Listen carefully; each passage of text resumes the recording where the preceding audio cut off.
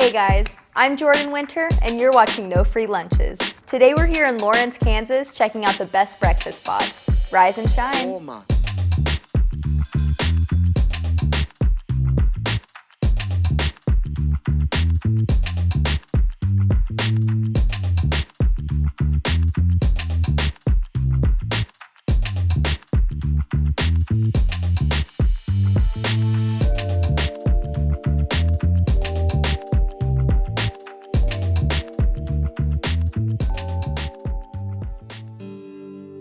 I'm here at Ladybird Diner on the 700 block of Massachusetts Street in downtown Lawrence. Join me as I sit down with owner Meg Heriford to talk about her iconic pies, unique style, and her passion to create an inclusive space.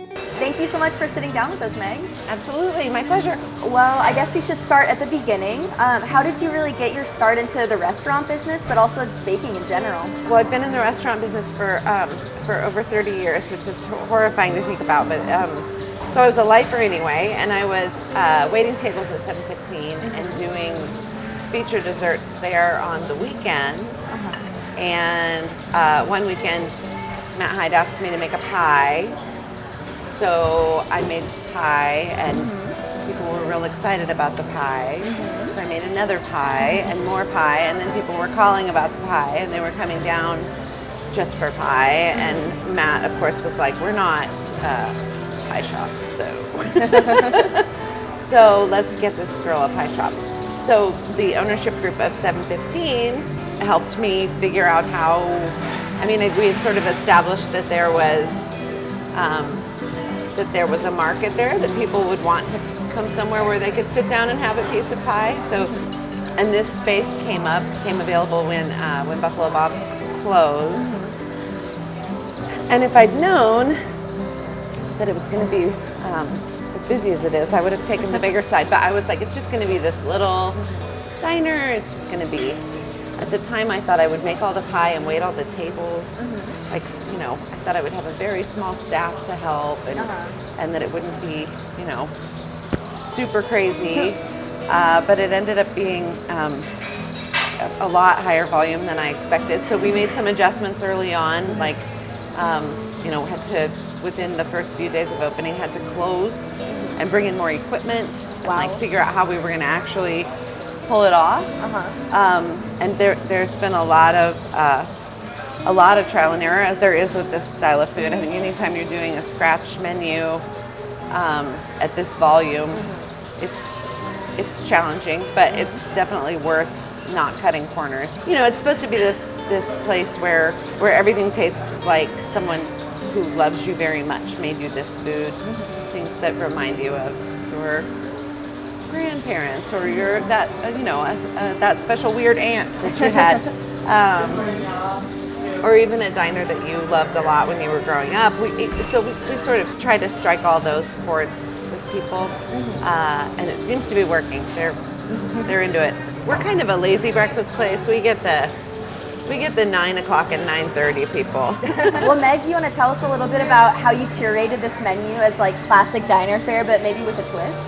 We started with an enormous menu and quickly figured out that we don't have the space to pull it off. The kitchen here is like this big. So we've whittled it down to just sort of the greatest hits and the things that seem to really resonate with people. The most craveable items. That's what I want, is people who, when they know they're coming here, they remember what they ate last time. Of course, the pie is the centerpiece here. That's where all of this grew from. So we like to experiment with new flavors and ideas with pie, but we're always going to keep those classics in the case, the ones that people need to be able to count on, like coconut cream and cherry. We need to stay stimulated as well, and I think that the best way to keep a staff engaged is to let them have some fun and be creative and shine where they shine. Most of them have been here a long time, and I've been able to say, like, dazzle me, show me what you got. And that's the fun part about food, is that you can be so creative with it. Yes, yeah. So we have a lot of different influences on the menu right now, and that is because we have a lot of different influences in the kitchen, a lot of different voices coming out on this menu. So there's Mediterranean influence, there's obviously Latin influence, there's a lot of Midwestern influence still, and all of those things that I sort of associate with classic Americana diner food. But those even pull from different quadrants. Like we've got some, we've got the Northeastern, like pot roast stuff, and then we have Southwest, and then we have, a lot of Southern influence, grits and greens, that kind of thing. This Huevos Bravos is my go-to every time I come here. I don't know, it's just something about like the pickled onions gives it a little bit of tartness, and then black beans, amazing. I always get it without the chorizo because obviously I'm vegetarian, but right, yeah, but the avocado is a nice substitute. You can always get extra of that. I love this dish. It's like every wonderful Latin-inspired egg dish I've ever had, all compiled on one plate. So do you have any tips or tricks for people trying to make a breakfast as good as this at home? For me, that means like digging into my inner grandmother. Like I remember my grandmother being up at 4:30 or 5 o'clock in the morning to make breakfast for her family because that's how much she loved them. So I would say you come from that place, like you're making this food because you love yourself this much, or you love your person that you're cooking for this much. Like dig into those roots, and I think you cannot go wrong. Yeah, because food is fuel for your body, but it's also a way to show people you love them. Yeah, there's a lot more nourishment happening here than what meets the eye. Oh, I love that, the nourishment aspect. That's great. How would you describe your personal style and how you brought that into this place? Wow. So I was clearly put this together on a budget. These came from thrift stores, these lights. I sort of built everything around that buffalo. Interestingly, it's a good centerpiece. He was here when we moved in, and he was really sad looking. So I took him down and cleaned him up, and I made him that blanket of sunflowers, and then he sort of became my muse because I was in here a lot setting up. It was just me and him. I spent a lot of time working on very small details that I don't think anyone would ever notice, but I have this belief that the things that you don't notice that you're noticing are the things that you eventually really take away from a place. And I wanted this place to be somewhere that every time you sat down, you noticed something you hadn't noticed before. So like there are a lot of Vonnegut quotes and a lot of kind of odd little conversation pieces in here. Yeah, especially with the trivia cards. Yeah. And I don't have any problem with people who want to sit and be on their phones and not talk. That also is valuable, I think, sometimes to like just check out and wait for your pancakes to show up. But if you do want to engage, there are a lot of conversation prompts in here. We get a lot of talking about the lights. Like everyone's grandmother had that set, or people remember these bowls from when they were little. I started collecting salt and pepper shakers because there were lots of them and they were cheap. And that ended up being a thing that's sort of a signature mark in here that I didn't intend to be. I was just trying to save a few bucks.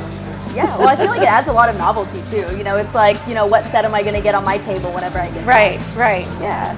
And I feel like all of those little things kind of add up into this environment that's very like welcoming, and it just kind of like radiates like acceptance of people. And I know that you guys have a lot of themes of, I don't know, like social justice and sort of an activism angle. Yeah, definitely. Can you tell me a little more about like how you make people feel welcome here?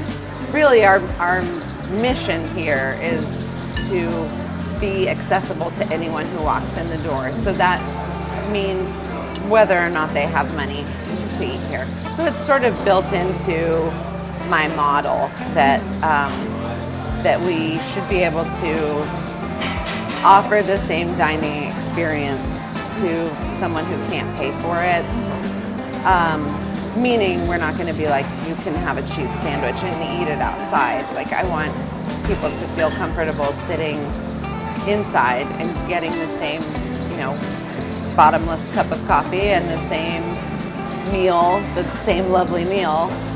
I'm a terrible capitalist, I will say that. Like I'm really bad at it, but this place manages to sustain itself, and that's kind of the goal for me. I don't think anyone's ever going to get rich on cheeseburgers and pancakes.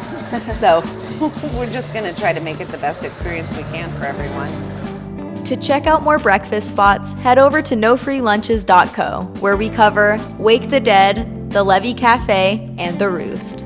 Stay up to date by following us on Instagram and subscribing to our YouTube channels. Links are in the description. Thanks for watching.